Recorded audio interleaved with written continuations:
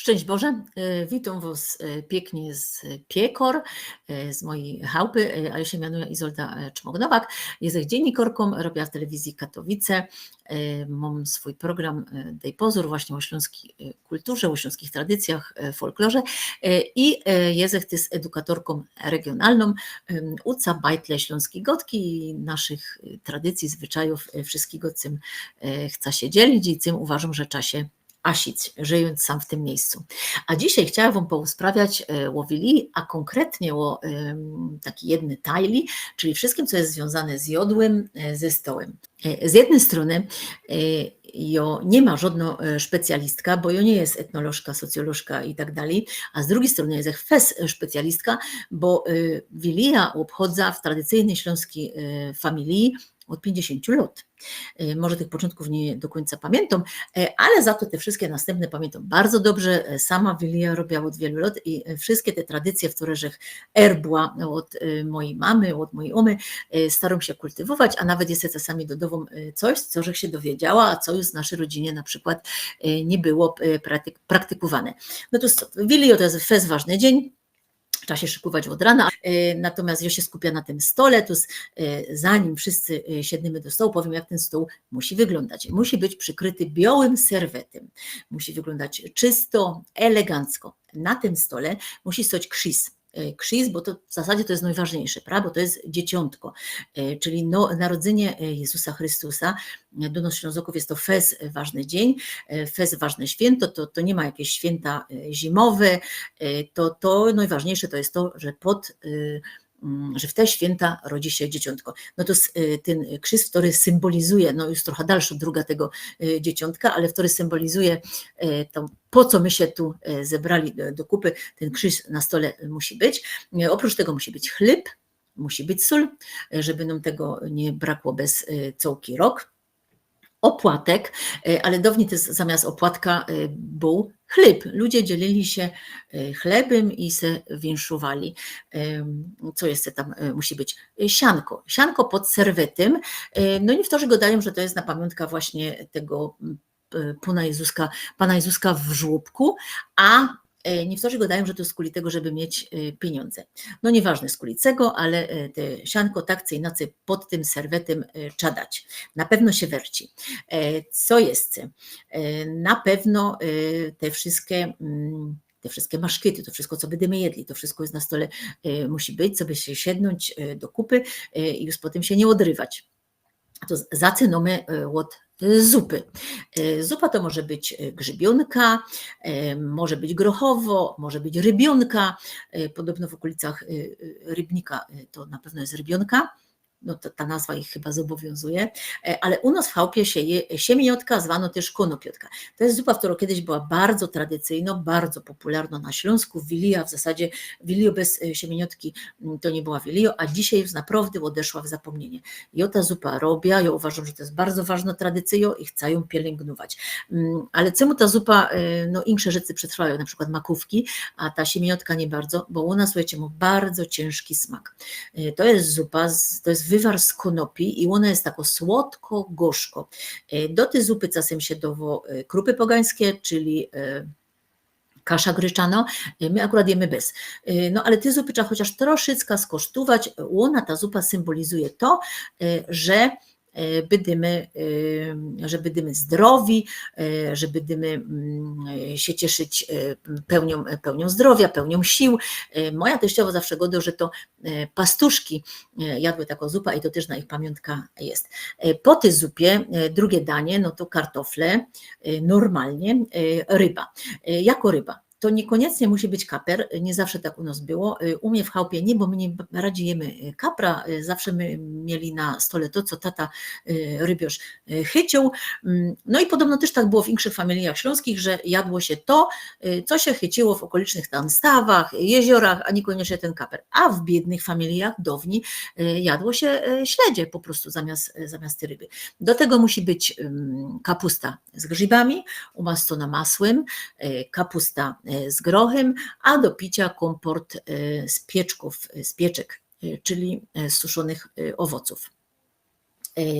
Jeszcze zawsze zapomniała go dachu, ty religia, nie powiedziała, że my zaczynamy od modlitwy, głowa domu, ojciec zaczyna ta modlitwa i cyto Pismo Święte. My od pory lat cytujemy Pismo Święte po śląsku, w tłumaczeniu Gabriela Tobora, to stosujemy ten śląski klimat jest bardziej. No i dobrze, no to jak już zjemy ta wieczerzo, to potem przychodzi dran na maszkety.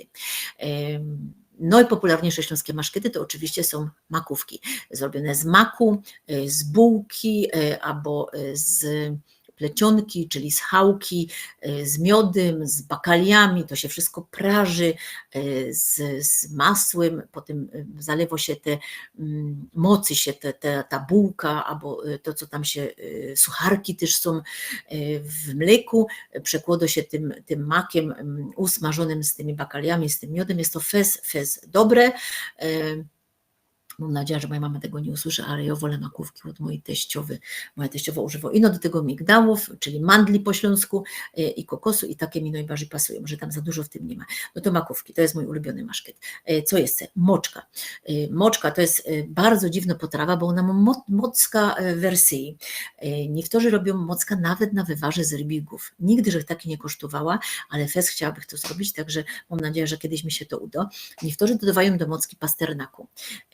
No ale w większości to jest taki deser na słodko, ale i tak się różni w każdej familii. W naszej familii to jest kompot z wiśni, do tego ciemne piwo, do tego wszelkie tam bakalie i oczywiście piernik. Jest nawet taki piernik do moczki, nawet idzie kupić taki piernik do moczki. On musi być taki rozdrobniony, no i to naprawdę, słuchajcie, jest pyszne.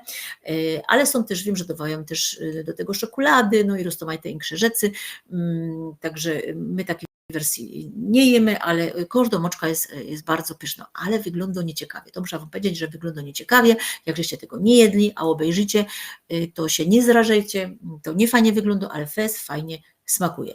No, co jest? Pierniki, takie pierniki takie w kształtach jakichś tam serduszek, gwiazdek oczywiście z przyprawą piernikową, takie normalne jak w Polsce się to jest jodo, ale są też bardzo popularne pierniki kostki, takie mocone w czekoladzie, przekładane marmeladą, to też jest bardzo popularny piernik, no kołoc oczywiście, u nas się je kołoc z posypką, bo moja mama tak rada zawsze jadła i my to zawsze praktykujemy, ale to jest kołoc z makiem, albo strucla z makiem, no to myślę, że tyle tych maszkytów to już styknie i takich się wszystkich nie zje przez Wilio. No a po tej wieczerzy wszyscy oczywiście zbierają się, śpiewają, kolędują, wspólnie kolędy, ta atmosfera musi być taka familijna, rodzinna, no a potem idziemy na pastyrka. Co jest jeszcze ważne, to jest taka tradycja, o której wszyscy wiedzą, wszyscy ją robią, a na Śląsku ma ona insze uzasadnienie. Talerz i miejsce w ogóle przy stole no, ja słyszała, jak ludzie gadają, że to jest do kogoś, kto przyjdzie, w to zaklupie, w to nas zaskoczy, ale to nieprawda. Na Śląsku to miejsce było od zawsze i są takie dwa uzasadnienia, z kulicego jest to miejsce. Pierwsze to jest, że to jest miejsce do tego nowonarodzonego Jezuska, dzieciątka, a druga wersja, tam mi się podoba i tak bardzo popularne jest, mam wrażenie, że to jest miejsce do duchów naszych przodków, naszych zmarłych, którzy w ten dzień akurat siedzą z nami przy stole, chcą się z tą familią trafić. Nawet z kuli tego jest taki taka tradycja właśnie, żeby siedzieć w domu, żeby nie wyłazić, nawet przez te pierwsze święto jest nie bardzo, to Marek Szołtysek ekstra to podkreślał, że w pierwsze święto to się nie chodzi i ja też tak pamiętam, że w pierwsze święto to się chodzi tak do najbliższej rodziny, ale na pewno do znajomych nie, to jak od tego to jest drugie święto.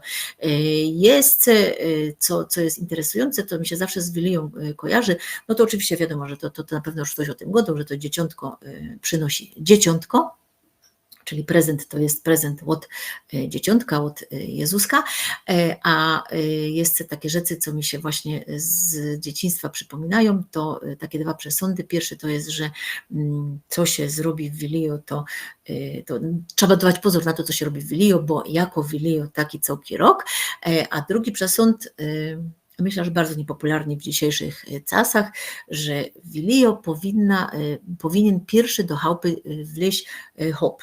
Jak zaklupie do chałupy baba, to nie będzie to szczęśliwy rok. Ja myślę, że to jest nieprawda i tej tradycji, do kultywowania tej tradycji żadnego nie zachęcam. No to myślę, że to by było na tyle, jak chodzi o te nasze święta.